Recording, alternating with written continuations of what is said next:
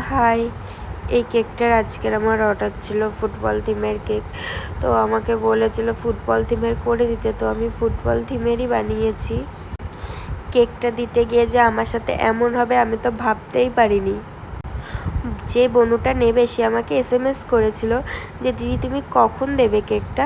তো আমি কিছু কাজের জন্য তাকে রিপ্লাই দিতে পারিনি, যেহেতু আমার কাছে ফোন ছিল না। তারপরে যখন আমি দেখি সে আমাকে ফোন করেছে যে আসার জন্য, তো আমি তাড়াতাড়ি করে ব্যাক করি, তো সে আমার ফোনটা রিসিভ করে না। তো আমি ডেলিভারি দিতে বেরিয়ে যাই।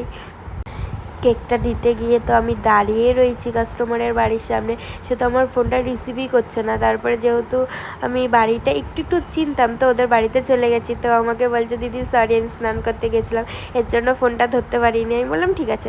তারপরে আমি মার্কেটে যাচ্ছি, আমার কিছু কেনাকাটি করার ছিল, কেকেরই জিনিসপত্র কিনতে গিয়েছিলাম। তো কিছু জিনিস আমার কেনা হয়ে গেছে যেগুলো আমার দরকার ছিল। তো কেনাকাটি করে এখন আমি বাড়ি চলে এসেছি। আমার বরের সাথে একটু ঝামেলা হচ্ছিল ঘুরতে যাওয়া নিয়ে। তো অনেক বলার পরে আমাকে সে নিয়ে যাচ্ছে। ঠাকুর দেখতে এসেও শান্তি নেই, আমাকে বারবার ছাপড়ি বলছে। তো কি আমাকে কি ছাপড়ি দেখতে লাগছে? তোমরা জানিও তো কমেন্টে আমাকে ছাপড়ি লাগছে কি না। আমার একটু খিদে পেয়েছিল, তার জন্য কিনে নিলাম দই ফুচকা। তো এখন আমি দই ফুচকা খাচ্ছি। খাওয়ার পরে দেখো আমাকে খেতে বসেছি, তখনও আমাকে বারবার ছাপড়ি বলছে।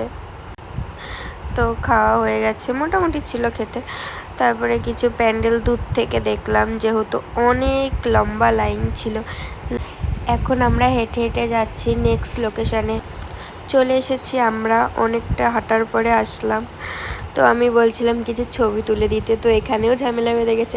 আমার তো একটা ছবিও তুলে দিচ্ছে না, ছবি তুললেও একটা ফটো ঠিকঠাক তুলতে পারে না। তো দেখো তোমরা কত ভিড়। তারপরে আমার মাথাটা ঠান্ডা করার জন্য আমাকে একটা আইসক্রিম কিনে দিয়েছিল। তারপরে আমরা অন্য একটা প্যান্ডেল দেখতে গেলাম। তো দেখে সেখানেও বারবার বলছি প্লিজ একটা ছবি তুলে দাও, একটা ছবি তুলে দাও, সে দিচ্ছেই না। তো এর জন্যই আমার ওর সাথে ঘুরতে যেতে ইচ্ছা করে না। তো ভাই ঘুরতে এসেছি, একটা তো তুই ছবি তুলে দিবি, তো ঠিকঠাক একটা তো ছবি তুলে দিবি। একটা ছবিও ঠিকঠাক তুলবে না, নয়তো আমার চোখ উল্টো দিকে থাকবে, নয়তো মুখ উল্টো দিকে থাকবে, এমন এমন ছবি তুলবে। ওর সাথে যেহেতু আমি হাঁটছিলাম, তার জন্য কোনো মেয়ে ওর দিকে তাকাচ্ছিল না।